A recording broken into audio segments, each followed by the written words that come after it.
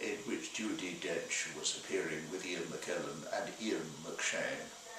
And I was totally bowled over. No, they were all very good, but she was amazing. This is about 40 years ago, I suppose. She wasn't much known, you know. She had a reputation as somebody coming on, but then Diana Rigg and Vanessa Redgrave and Dorothy Tutin were around as well. Anyway, I thought then how wonderful it would be to get her to come to the theatre to do an evening for us. And I wrote to her once or twice, and she would reply very kindly and say, yes, she would think about it and come and ring me next year. And eventually I went backstage to see her. She was playing in Twelfth Night as probably the best viola that ever. You can imagine her playing viola, because she has a slightly boyish look, even more boyish in those days. And I went back to see her afterwards, because she didn't know who I was. I sat in the front row, so she'd know. I said I'd seen it 3 times. I hadn't actually. But she said, look, we're being married next week. Michael Williams was with her in the dressing room, and we'll come out very soon, I promise you. So make contact with us again. Next year, I think, she said. And Michael was particularly interested in us, because he knew of us, whereas Judi didn't. No reason why she should. He had lived in digs with his auntie, Uncle John, and Auntie Dillis, just around the corner here, and in fact had seen his first production of Henry IV Part 1 here. God knows what he thought of it, because actually flu was on at the time, and we were changing the cast all the time. I was Lord Scroop, and I was one who went down. At a discussion afterwards, a particular erudite lady, Janet Dunbar, long since dead, she was an author of some repute, said, it's very impressive to see how Alen Drake is improving as a character actor. And I came to see him play Lord Scroop, and I didn't even recognise him. And it wasn't even me.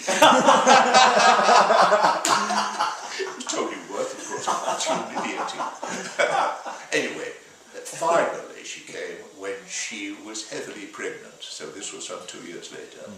I remember her rolling down Mattock Lane because she'd forgotten the scripts, and Michael had tipped her out of the car, and you've got to walk the rest of the way, he said. So she rolled down here and did a simply enchanting evening.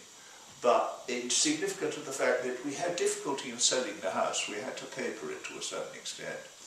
I think we charged something like 5 shillings, whereas the normal seats were £half-a-crown. Now we had difficulty in filling it.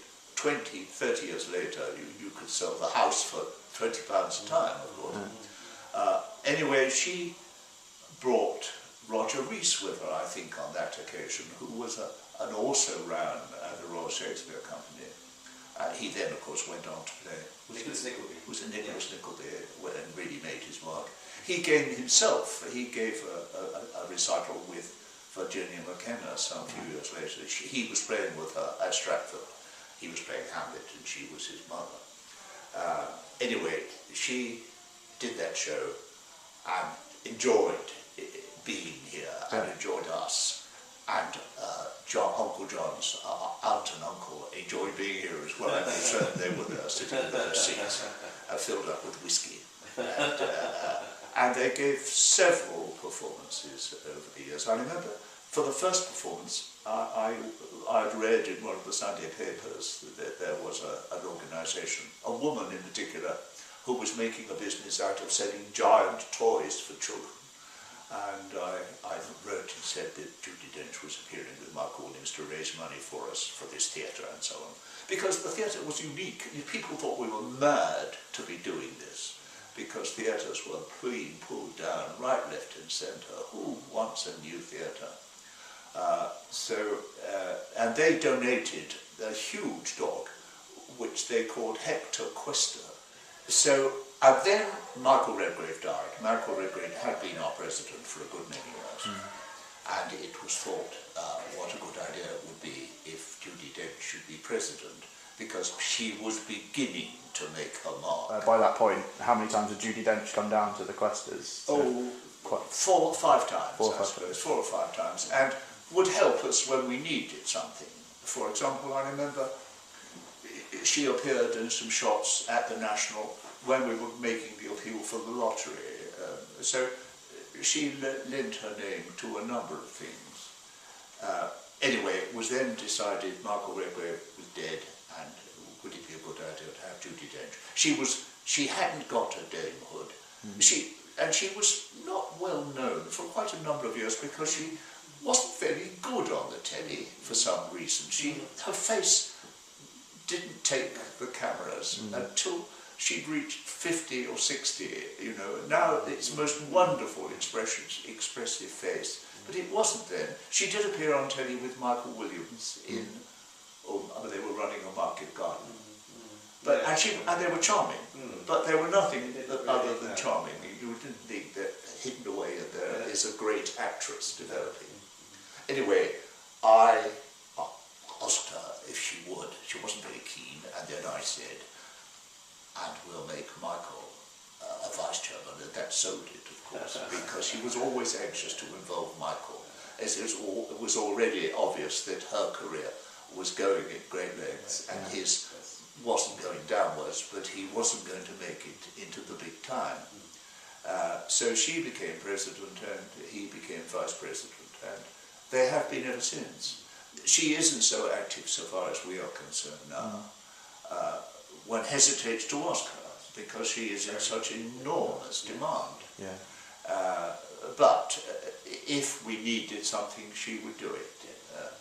Since then, though, she has done voiceover for... yes, she did voiceover for something, didn't she? I can't remember what it was, one of the Christmas shows. And she said, now how am I going to get a recording to you? And I said, well, I'd come and collect it. She was at this time doing a simply wonderful, as you all's well did as well, a play that was the only time Shakespeare was fully sold out in the West End.